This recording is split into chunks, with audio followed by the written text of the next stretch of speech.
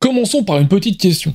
Est-ce que ça t'arrive régulièrement ou de temps à autre, ou est-ce que ça t'est arrivé au moins une fois, de changer d'avis sur un jeu de plateau que tu as testé? C'est-à-dire que tu as joué à un jeu, le jeu par exemple tu ne l'as pas aimé, ou alors t'as pas vraiment accroché, quand on t'en a reparlé, bah, tu te dis ouais je vois pas trop pourquoi je rejouerais à ça, et quand tu y as rejoué tu t'es dit bah en fait ça va, c'est pas si mal, ou au contraire tu t'es dit mais en fait c'était trop bien, je suis juste complètement passé à côté. Bref, réponds à cette question. Là-dessous, je serais ravi de pouvoir te lire, puisque aujourd'hui, l'un des jeux que je vais te présenter, eh bien, j'ai eu cette sensation-là, tout du moins, et pour tout te dire, d'ailleurs, j'avais déjà tourné la review dessus, et puis c'est en y repensant, je me dis, mais attends, il y a peut-être un truc que j'ai loupé encore, tu vois, après y avoir joué plusieurs fois. Donc bref, salut l'ami, et bienvenue sur la chaîne Jeux en carton en cet été 2025, parce que oui, il faut préciser la date. Pourquoi? Je ne sais pas, on s'en fout complet, mais c'est l'été, vous êtes là, vous n'êtes pas là, vous êtes en vacances, vous êtes en train de vous dorer la pilule. D'ailleurs, dis-moi en commentaire si tu regardes cette vidéo alors que t'es dans ton bungalow, dans ton camping-car, dans ton hôtel de luxe, j'en sais rien. Je serais assez intéressé de savoir où est-ce que vous vous trouvez à ce moment précis. C'est juste de la curiosité et ça fait de mal à personne. On remercie les copinos du Cofinos bien évidemment. Aujourd'hui, je vais te parler de 5 jeux, dont un qui est probablement... Allez, on extrapole un peu. C'est probablement l'un des jeux de cette année. Mais c'est certainement pas celui auquel tu penses. Donc on s'abonne, on like évidemment, super important, continuez de liker les amis, ça permet de soutenir la chaîne, et c'est vraiment très important pour pouvoir gagner en visibilité. Et puis bah voilà, on commence maintenant.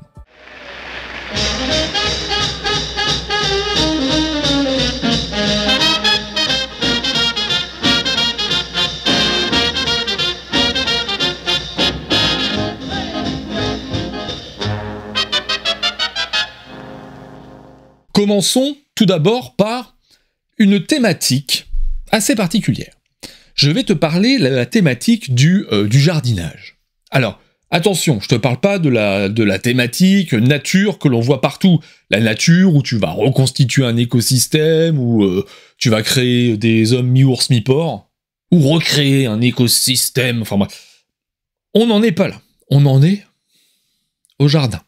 Ton jardin. Le tien, celui que tu adores entretenir. Faux, j'aime pas faire le jardinage. J'aime pas ça parce que si ça pousse pas comme je veux, ça me gonfle en intérieur de moi, ça me frustre, et après j'ai envie de tout brûler. C'est vrai ce que je te dis. Vraiment, c'est un truc qui... C'est censé détendre, mais je comprends pas les gens qui se détendent avec ça. Comment vous faites? Comment vous faites? Eh ben, tu joues à un jeu de plateau. Hé hé, t'as vu? Transition braguette. Je vois pas pourquoi braguette. C'était gratuit. Oh, j'aurais pas dû faire ça. Ouais, c'est un des défauts du jeu. Allez, on commence d'emblée. J'ai même pas dit le nom, mais je vais te le dire. C'est Pergola. En fait, je te le dis, pourquoi je te dis le nom du jeu? Parce que moi, quand je monte, et que je dis le nom du jeu, je mets la bande. Pergola. Ah oui, bah c'est une anecdote que je te donne. Regarde. T'en fous, bah c'est pareil. Ça. Rangement. Ça, c'est des bandes de score. Oui. Rangement. Alors déjà, bon, le matos, tu te dis, mais qu'est-ce qui se passe? Pourquoi est-ce qu'il y a des vraies graines là-dedans? Pourquoi est-ce qu'il y a des vraies abeilles? Mais non, c'est pas des vraies, c'est trompeur. Eh oui, regarde ça. Le problème, c'est que ça se transporte pas. C'est le premier point noir du jeu. Donc là, je l'ai bien plaqué, tout ce que tu veux. Tu mets les planches de token au fond, voilà. Oui, je te parle de comme si t'avais déjà le jeu, mais laisse-moi te dire. Tu mets au fond, et en fait, ça tient grosso modo. Par contre, tu l'emmènes dans un sac comme je fais pour le boulot, c'est terminé. Tu vas passer ta pause du midi à trier ce truc-là pour pouvoir mettre tout dans les petits emplacements.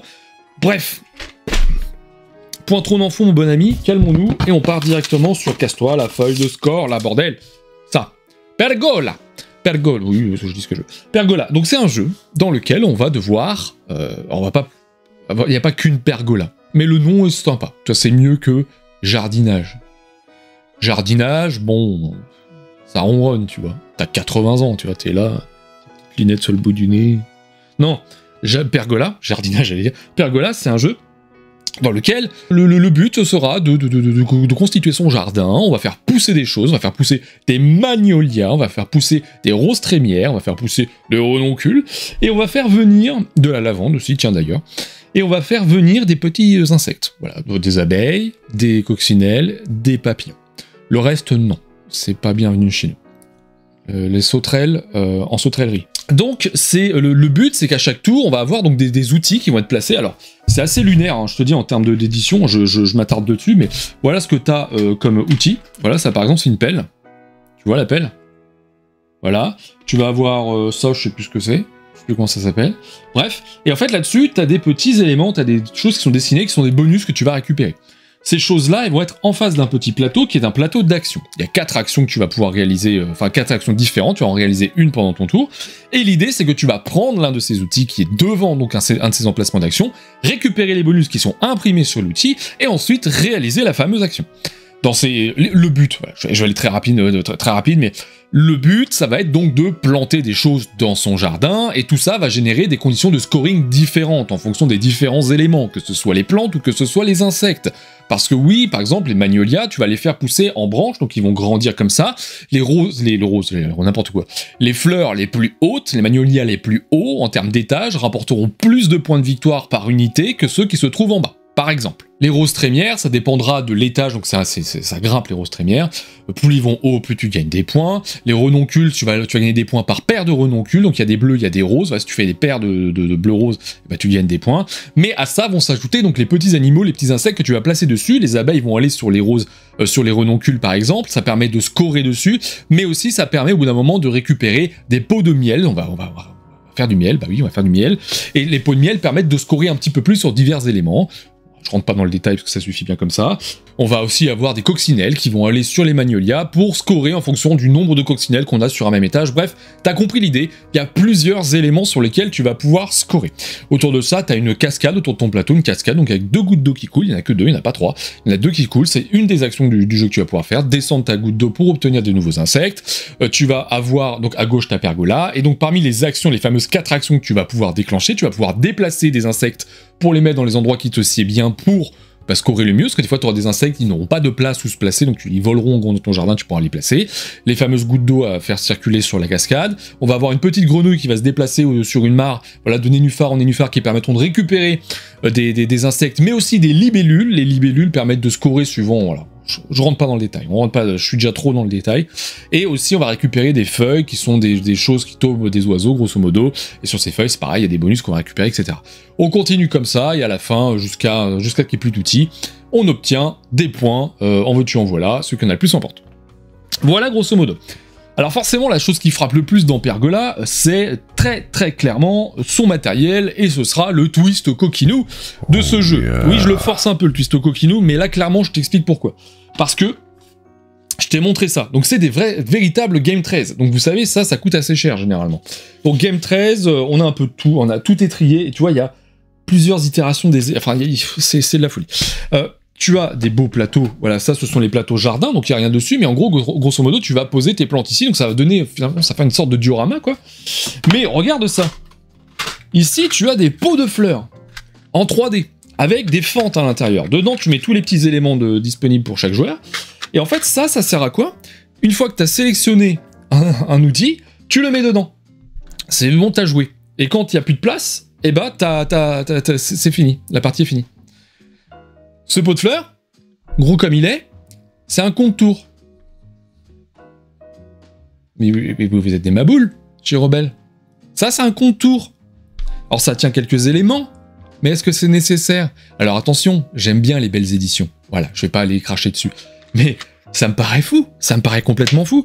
Mais à côté de ça, t'as pas que ça. C'est que tu as aussi ce grand pot de fleurs là, donc dedans tu ranges quelques éléments, parce qu'il y a des éléments qui rentrent pas dans tout ce rangement. Et bah ça permet de mettre tous les outils que tu vas utiliser en une partie, parce qu'en fonction du nombre de joueurs, tu n'utiliseras pas tous les outils de la boîte. Voilà. Donc là je te parle beaucoup de matos, mais parce que c'est clairement le truc qui te saute à la tronche quand tu joues à Pergola, c'est assez impressionnant. Le jeu en lui-même, donc, je te parlais en début de vidéo, j'ai commencé directement par ça, sur le fait que, y a un jeu sur lequel j'avais donné un avis, et finalement je suis revenu dessus, et c'était donc Pergola. Pergola, j'en avais parlé tout du moins dans la précédente Review Express qui est sortie jeudi ou lundi dernier, peu importe. Celle où je parle de Ink notamment, que je trouve très chouette, et d'ailleurs d'Andromeda's Edge, il faut vraiment que tu ailles voir cette vidéo, parce qu'il y a des jeux qui sont très cool là-dedans. Et en fait, après y avoir joué, je me suis dit, c'est sympa, tu vois, mais c'est quand même overproduit, tu vois, pourquoi, tu vois. Et finalement, après, tu vois, après y avoir joué, le lendemain, je me suis dit, Bref, j'ai réessayé. Donc on va réessayer, ok. Bon, ça va, c'est bien. Et finalement, tu vois, je tourne ma vidéo, je me dis, ouais, c'est bien, mais... Mais bon, est-ce que franchement, c'est nécessaire, tu vois? Et il y a ce truc-là, en fait, qui se crée en moi, qui me dit, mais putain, au bout d'un moment, amuse-toi, tu vois, t'es pas non plus obligé de te dire, bah oui, est-ce que c'est nécessaire, etc., on s'en fout, tu vois. Et finalement, en fait, j'y ai rejoué encore, et à la fin, je me suis dit, mais en fait, c'est agréable. Voilà. Ce sera finalement le mot de cette review de Pergola, c'est un jeu qui est agréable, malgré le matos, où là, je m'attendais vraiment à un jeu à 60 balles, hein. Je me suis dit, mais là, ça va... ça se vendra pas ce truc-là. On est finalement autour des 40-45, ce qui est raisonnable, je trouve, par rapport à ce qui est proposé, mais attention, on est sur un gameplay qui est plutôt initié moins, familial plus, hein. Donc il faut quand même prendre en compte cette donnée-là. Vous êtes sur ce type de jeu-là, très bien édité, vraiment très bien édité, qui est très produit pour le coup, mais qui donne un aspect, en tout cas, à votre table de jeu qui est très intéressant. Et donc forcément, ce jeu va se démarquer par son matériel, et c'est pour ça que j'en parle beaucoup. Donc dans ce cadre-là, j'approuve ce jeu sur la chaîne Jeux en Carton, parce que je le trouve vraiment intéressant, agréable encore une fois, ça va pas révolutionner votre ludothèque, ça va pas vous apporter ce petit truc en plus, vous allez vous dire putain mais ça c'est super original, etc. Non, c'est vraiment, finalement ça respecte sa thématique. Tu vois, c'est le jardinage de papy mamie. Alors j'exagère, vous êtes peut-être que vous adorez le jardinage si vous êtes jeune, il y a aucun souci. Mais c'est vraiment le jardinage, c'est détente, c'est agréable, ça passe tout seul, il faut pas en demander plus, c'est tout. Ensuite, je vais évoquer avec toi un truc qui m'a fortement surpris, où j'étais très surpris d'apprendre son existence lors du Festival international des jeux de Cannes, donc le dernier. Parce que je passe chez Asmodée, et on me parle d'un jeu, enfin même je le vois au loin, un jeu de Matt Leacock et Rob Daviau. Alors là, vous dites, bon, qui sont ces gens, de quoi tu me parles, t'as pas fait les présentations. Oui, bah calme-toi, ça arrive. Matt Leacock, c'est notamment la personne qui est à la tête d'un jeu qui s'appelle Daybreak, mais pas que, qui a aussi fait des pandémiques. Rob Daviau, c'est du Unmatched. Rob Daviau, c'est du Return to Dark Tower. Rob Daviau, c'est du Pandemic Legacy ou du Cthulhu Death May Die. Donc, je vois ce truc-là, un jeu d'aventure Legacy, par ces deux auteurs que j'aime beaucoup, dont j'apprécie le travail tout du moins, je les connais pas personnellement, calmons-nous. Sauf que la boîte, perso, je la trouve dégueulasse, on va pas se mentir. La boîte, vraiment, je la trouve pas belle. On regarde. Ziggurat.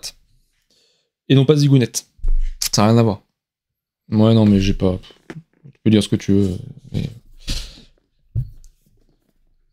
Pardon. Ziggurat, un jeu d'aventure Legacy, qu'est-ce donc? C'est un jeu d'aventure Legacy. Bah oui, mais il faut suivre. Jeu d'aventure Legacy, c'est quoi? C'est un jeu dans lequel on va... Ziggurat, c'est quoi plutôt? C'est un jeu plutôt familial, enfin c'est même un jeu familial, Legacy, dans lequel on va grimper sur une ziggurat. Ziggurat, c'est quoi? C'est cette espèce de pyramide là que vous avez, c'est les trucs aztèques là, tu sais. Hop, c'est ça, voilà. Et l'idée, c'est que tu vas grimper sur cette ziggurat pour aller tout en haut. Le but de ça, c'est d'atteindre la partie supérieure. Et je peux pas t'en dire beaucoup plus, parce que je peux pas te spoiler. Mais en gros, la méca de jeu, c'est quoi? On a des cartes, un paquet de cartes qui est commun. Chaque joueur va piocher une carte et va jouer une carte pendant son tour. Pendant son tour, tu joues une carte qui permet de déplacer ton personnage, celui d'un autre, voire les deux. Mais en plus de ça, on va déplacer des esprits de feu qui vont se déplacer sur les différents étages là où ils se trouvent. Attention, si un esprit de feu rentre en contact avec vous, vous êtes brûlé, vous êtes décédé, fin de l'histoire. Si jamais vous passez au-dessus d'un esprit de feu, vous êtes brûlé, vous êtes décédé, fin de l'histoire. Et le but, ça va être d'atteindre le sommet de cette ziggurat en utilisant donc un système d'échelle, qui est un système d'échelle et de toboggan. Tu te rappelles le jeu avec les serpents là, où tu grimpais, où tu descendais? Bah c'est un peu ce système là, c'est carrément ce système là, mais en 3D. Et donc l'idée, c'est qu'il va falloir atteindre le haut. Il y a un système de legacy avec d'enveloppes à ouvrir, avec des nouvelles règles à coller, avec des nouveaux éléments qui vont venir en jeu, des nouvelles choses qui vont aller avec le lore et avec l'histoire finalement de ce ziggurat, puisque ziggurat est censé renfermer quelque chose de précieux. Je te spoil pas, mais voilà. L'idée, c'est qu'il y a 6 chapitres à l'intérieur, et un chapitre, grosso modo, c'est 45 minutes. C'est un jeu qui marche bien. J'ai bien aimé jouer à Ziggurat. Alors pour tout te dire, j'ai pas fait le tout dernier chapitre, parce que tout simplement, ma fille est partie chez les grands-parents au dernier moment, enfin au moment où on allait finir le 6e chapitre, mais j'ai fait les 5 chapitres en sachant qu'il y en a certains que j'ai dû louper, donc j'ai dû faire une quinzaine de parties. Un petit peu moins, peut-être ouais, 12 parties, allez, une douzaine. C'est ça, c'est environ, donc je l'ai fait à 2 exclusivement pour aller jusqu'à 4. C'est un jeu, vous allez, voilà, ça va durer une demi-heure la partie, grosso merdo, peut-être un peu moins si vous êtes assez efficace. Et le truc, c'est que donc au fur et à mesure, vous allez avoir des agréments en termes de l'histoire, et donc en termes de règles, ça je te l'ai dit. C'est bien. Je me suis bien amusé à jouer à Ziggurat.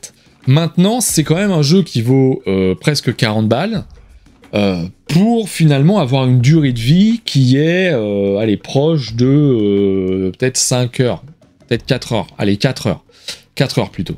Parce que, à condition que vous échouiez. Ça se dit ça échouiez, oui ça se dit échouer. Mais, le truc c'est que si jamais vous arrivez à vous en sortir assez rapidement, et ben vous allez vous dire que le jeu vous allez le terminer peut-être en 2h30, 3 heures. Donc ça, faut l'avoir en tête aussi, hein, parce que si jamais t'investis dans Ziggurat, eh ben, faut te dire que en 6 chapitres, donc grosso modo 2 heures si tu roules bien, tu peux finir le jeu.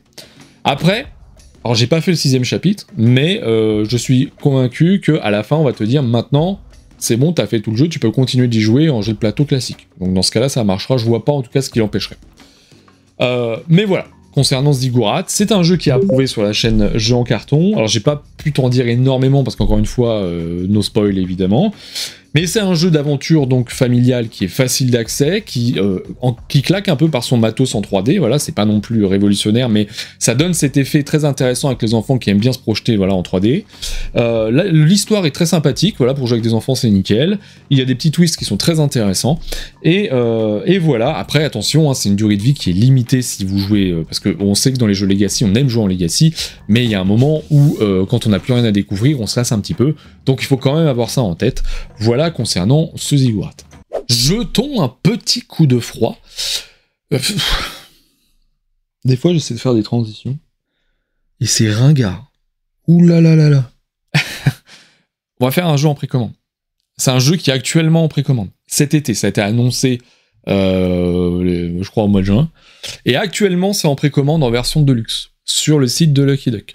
J'ai eu la chance de pouvoir obtenir une boîte pour pouvoir l'essayer. Je vais donc, évidemment, te parler de Borealis Arctic Expedition. Donc, work in progress, tu vois, ça veut dire travail en cours. On apprend des choses ici. Donc, Borealis Arctic Expedition, que pasa en Tsukasa. Qu'est-ce que c'est que ce machin? C'est un jeu dans lequel on va faire des expéditions en Arctique. Et le but, ça va être de... Vous êtes le leader d'une équipe scientifique pour observer et photographier des animaux sauvages. Oui, parce que si je lis le thème, c'est qu'en fait le thème, bon, tu vas t'en fiches un petit peu. Mais c'est un jeu dans lequel tu vas donc avoir une équipe en effet de scientifiques. Tu as 3 scientifiques de chaque couleur qui sont répartis sur 3 zones au début de la partie. Pendant ton tour, tu vas devoir jouer une carte de ta main sur l'une des 3 zones. C'est-à-dire qu'on va les jouer en colonnes, on va créer des colonnes de cartes. La subtilité, le twist coquinou de Borealis Arctic Expedition, c'est que lorsque tu vas jouer une carte, il y a 2 scientifiques qui sont dessinés sur cette carte. 2 scientifiques de couleurs différentes ou de couleurs identiques. Pour pouvoir placer la carte sur le lieu indiqué, il faut nécessairement posséder ces scientifiques dans le lieu en question. Tu poses la carte, tu as les scientifiques qui sont indiqués, mais la carte te dit de les déplacer à gauche et à droite, en fonction de ce qui est indiqué dessus. Donc ton scientifique, par exemple, vert, il va aller à gauche, ton scientifique rose, il va aller à droite, au centre, t'en as plus qu'un jaune. Ok. Donc, comme il faut toujours 2 scientifiques, et ben au centre, tu peux plus jouer de cartes. Donc tu vas en jouer sur la partie de droite ensuite, qui vont renvoyer des scientifiques sur la partie du centre. Mais du coup, tu vas te dire, oui, mais à l'extrémité, il se passe quoi? Et ben à l'extrémité, le scientifique finit dans un camp, dans un igloo, grosso modo. Et ça va en fait, ça va être des ouvriers qui sont un peu en sommeil, et il y a un autre type de tour que tu vas pouvoir faire donc, c'est de récupérer tous ces ouvriers en sommeil qui sont dans des camps, tu obtiendras 1 point de victoire pour chacun de ces ouvriers, et tu les replaceras tous dans un seul et même lieu, et à partir de là, tu recommences à jouer. Il y a un autre petit truc qui marche avec le jeu, c'est qu'en dessous, en tous ces 3 lieux, vous avez 3 grilles comme ça, avec des points de victoire indiqués et des symboles de moyens de transport. On va placer, lorsqu'on place une carte au-dessus d'une colonne, on regarde le moyen de transport qui est dessiné en bas de la carte. Si le jeton qui est censé se déplacer sur cette piste-là est au-dessus d'un de ces moyens de transport, eh bien hop, on le fait avancer. Si c'est pas le cas, il reste sur place. Voilà. On va scorer donc grâce à cette piste-là, on va scorer grâce aussi au nombre de récurrences d'animaux qu'on a dans chaque colonne à la fin de la partie, parce qu'on continue jusqu'à ce qu'un joueur ait placé cette carte, mais aussi on a des scorings de fin de partie qui sont communs, voilà, qui sont indiqués, et des objectifs du type course à l'objectif, que l'on va tenter de réaliser pour obtenir 5 points pour chacun de ces objectifs. Et voilà, t'as le jeu. C'est un jeu qui est plutôt familial, plus, je dirais, si on doit le qualifier, familial plus, qui est très intéressant. J'aime bien l'idée, j'aime beaucoup l'idée, parce qu'on rentre dans une catégorie de jeu qui est accessible à tous. Donc ça, c'est pas mal. Le système de translation des différents ouvriers, je trouve ça assez original pour le coup, parce que ça impose à ce qu'on réfléchisse finalement, lorsqu'on va poser une carte et déplacer des ouvriers, à réfléchir déjà au tour d'après, est-ce qu'on va vouloir établir le tour d'après, parce qu'on va reconstituer notre main au fur et à mesure, je l'ai pas dit, donc ça va nous forcer à réfléchir à quelle carte on va prendre pour pouvoir la placer ultérieurement. Mais et donc du coup, à toujours avoir un coup d'avance finalement par rapport à ce qu'on a dans la main, par rapport aux moyens de transport aussi que l'on possède, hein, pour faire déplacer nos petits marqueurs et obtenir plus de points. Tout ça combiné évidemment aux différents objectifs à devoir accomplir. Voilà. Ça, c'est un jeu qui est approuvé. Sur la chaîne Jeux en carton, ça marche bien. Il y a des choses que j'aime un peu moins bien dans Borealis Arctic Expedition, notamment son iconographie qui est un peu feignante, je trouve. C'est-à-dire que par exemple, sur cette piste de moyens de transport, on a vraiment des icônes, et d'ailleurs j'avais fait une story sur Insta, où ces icônes, tu les retrouves sur Canva, quoi. C'est-à-dire tu prends clac, clac, hop, terminé, t'as fait ton icône. Je trouve ça un peu dommage parce que du coup ça te sort du thème, et c'est le deuxième point noir finalement du jeu, c'est que la thématique finalement on passe un peu à côté. J'ai pas la sensation d'aller essayer de découvrir des animaux, maintenant on est sur un jeu familial donc voilà je comprends aussi, mais voilà. Sinon le jeu est très beau, les illustrations sont étonnantes parce qu'il y a vous savez l'anthropomorphisme, c'est comme ça qu'on appelle ça, quand on donne finalement un visage humain à certains animaux. C'est-à-dire que t'as des animaux qui sourient par exemple. Alors c'est un truc qu'il faut accepter, hein. Je sais que c'est pas très Montessori si par exemple vous suivez un petit peu l'affaire, mais quoi qu'il en soit, ça donne quelque chose d'assez unique et c'est assez intéressant. Voilà, et la mécanique est finalement très facile à appréhender et fluide, mais aussi originale vis-à-vis de ce système de translation des ouvriers que je trouve très cool. Donc voilà, ça c'est en précommande sur le site de Lucky Duck si ça vous intéresse. Il y a aussi des éléments de luxe, genre des trucs métal, etc., des cartes promo. Donc n'hésitez pas à les regarder si ça vous intéresse. Voilà. Je continue avec probablement...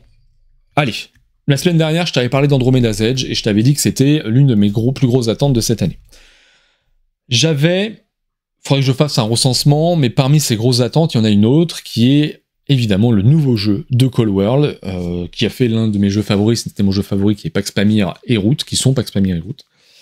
Et donc, arrive ça. Arx chez Leader Games, je sais pas où c'est marqué là.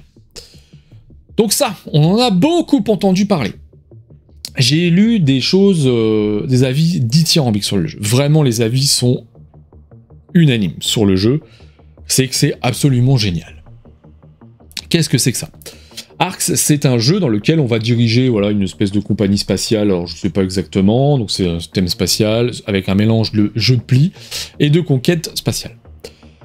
Qu'est-ce que ça veut dire? Il va falloir, pour pouvoir l'emporter, obtenir le plus de points de victoire à la fin de la partie, et pour ce faire, on va générer ce qu'on appelle des ambitions, qui sont des déclenchements de majorité, on va pas le faire à chaque fois, qui vous demanderont d'avoir une majorité, par exemple, d'un certain type de ressources, une majorité de trophées qui sont des éléments ennemis que vous avez réussi à détruire, une majorité de captifs, qui sont des éléments ennemis que vous avez capturés, bref.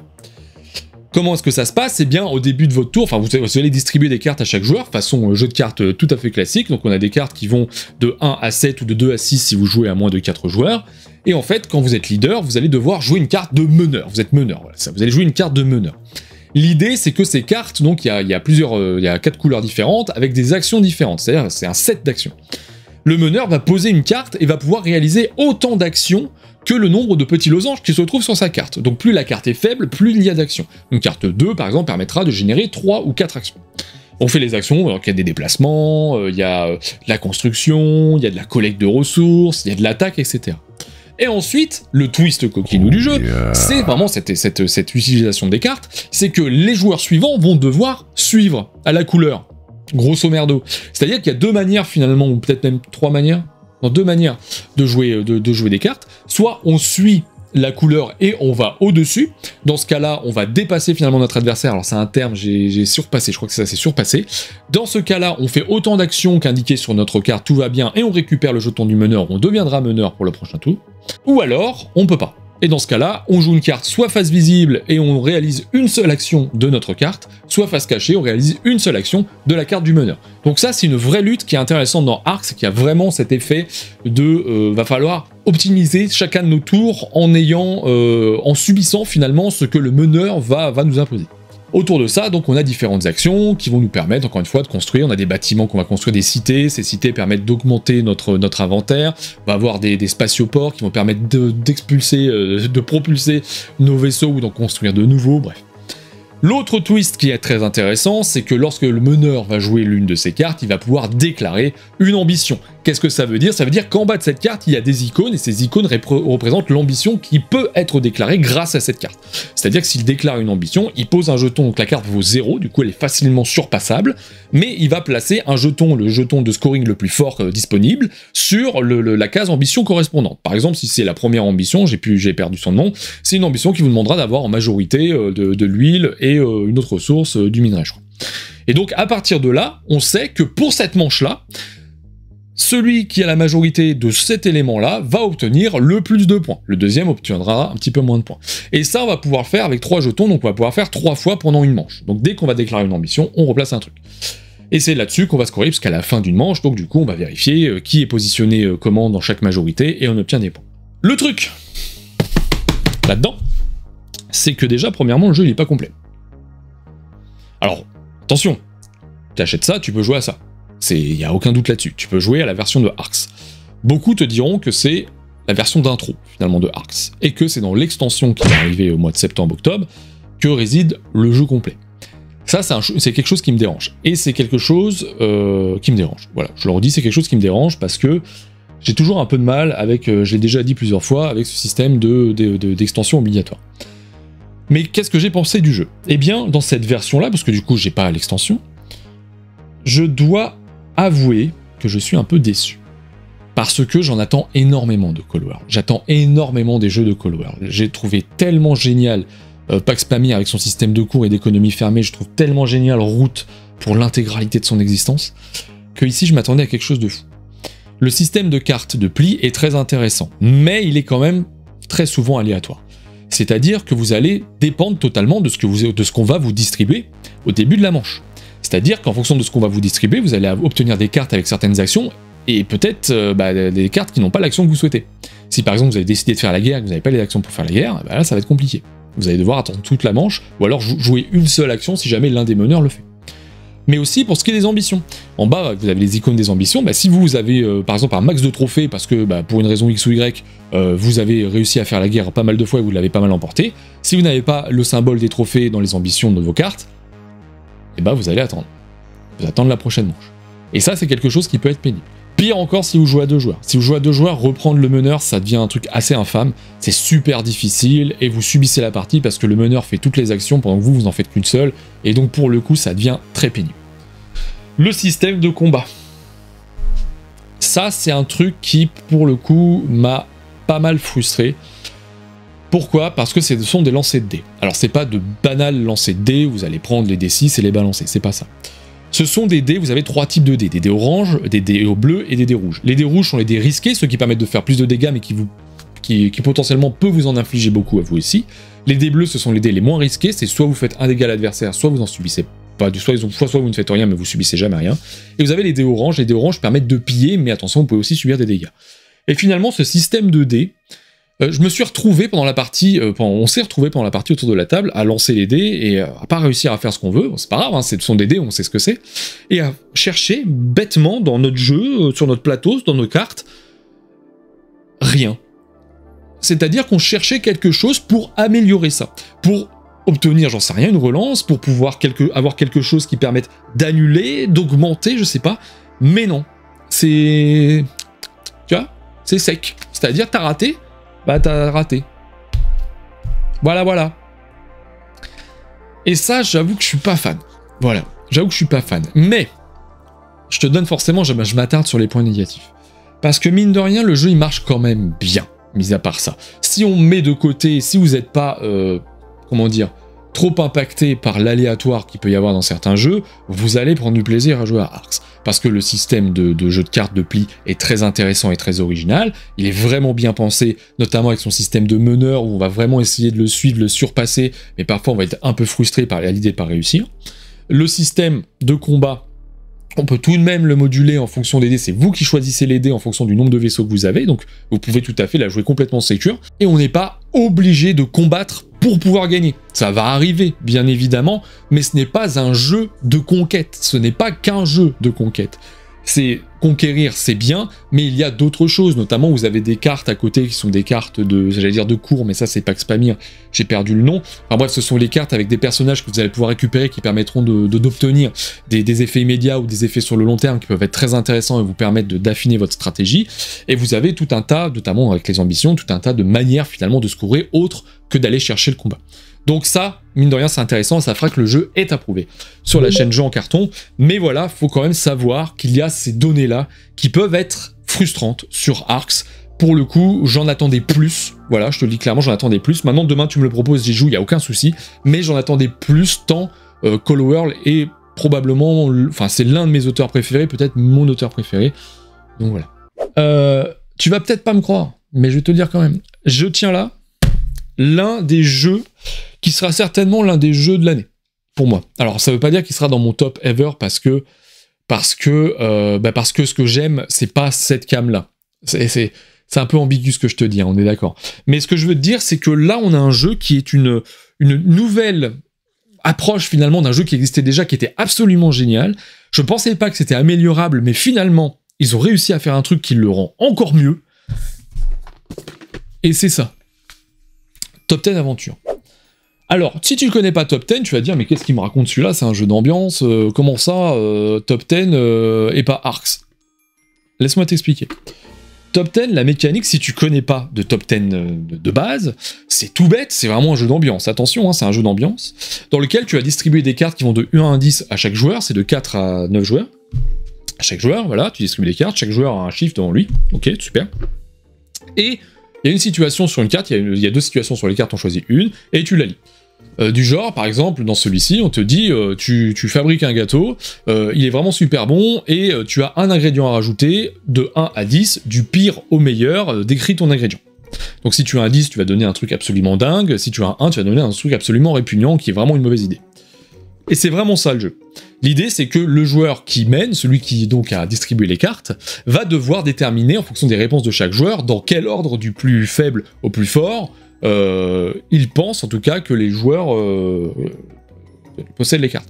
Oulala. C'est-à-dire que si lui il a le 1, il faut que je détermine le 1 d'abord, puis le 2, puis le 3, etc. en fonction du nombre de joueurs. Ordre croissant, et à chaque fois qu'il y a une carte qui est plus faible, qui est révélée, qui est plus faible qu'une carte qui était déjà placée, et dans ce cas-là, on a un petit jeton licorne qui devient un caca. Ah oui, c'est pas fin, mais c'est comme ça. Eh ben, tu te dirais, bah, c'est bon, le jeu il est là, qu'est-ce que tu veux faire d'autre? Eh ben, là, chez Cocktail, on fait mieux. Pourquoi? Parce que c'est Top 10 Aventure. Alors c'est la même mécanique, exactement la même mécanique. La diff, elle est où?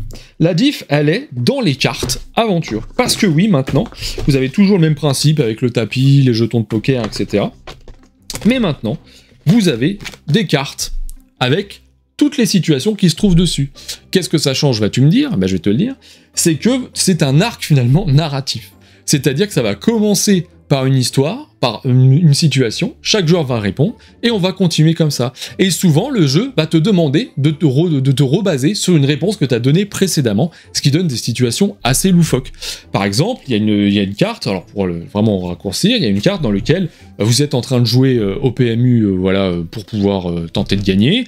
Vous passez par le fait de devoir donner un nom au cheval, par le fait de devoir exprimer votre ressenti vis-à-vis du fait que vous ayez gagné 2 € ou 2 millions, pour finir par inventer un produit qui a un défaut.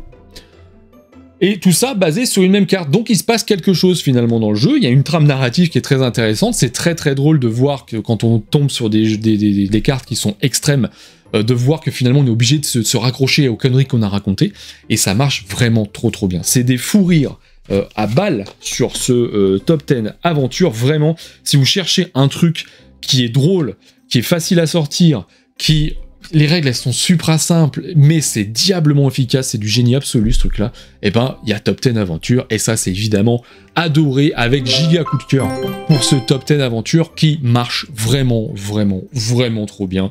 Et ça, tu peux jouer 4 heures à ça. Franchement, j'exagère pas, tu peux jouer 4 heures à ça. C'est peut-être juste la fatigue et l'alcool qui vont te sécher, c'est possible.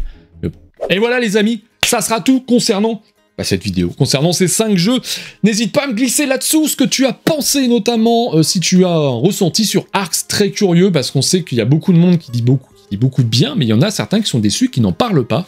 Eh bien, c'est le moment de finalement m'en parler. Est-ce que tu as précommandé Borealis déjà? Avais-tu précommandé avant de voir cette vidéo? N'hésite pas à me le glisser. Est-ce que Top 10 Aventure, ça peut être un truc pour toi? J'ai eu pas mal de gens qui m'ont répondu aux stories en disant « Ouais, c'est trop bien », alors que c'est pas du tout le genre de joueur que je voyais jouer à ce type de jeu-là. Bref, n'hésite pas à t'exprimer, ça fait toujours plaisir. Like et abonne-toi, c'est super important. N'hésite pas aussi à aller voir les vidéos concernant la présentation de l'entièreté de ma ludothèque. C'est-à-dire que je sors des jeux de ma ludothèque, comme ça, hop, d'un peu partout, et je te donne finalement mon avis très rapide, très succinct, sur les jeux avec leur potentiel de rejouabilité sur la table, voilà. Donc n'hésitez pas à aller checker ça. Et puis en attendant, on se retrouve tout bientôt les amis, pour la suite de nos aventures sur la chaîne Jeux en Carton, et bisous cœur.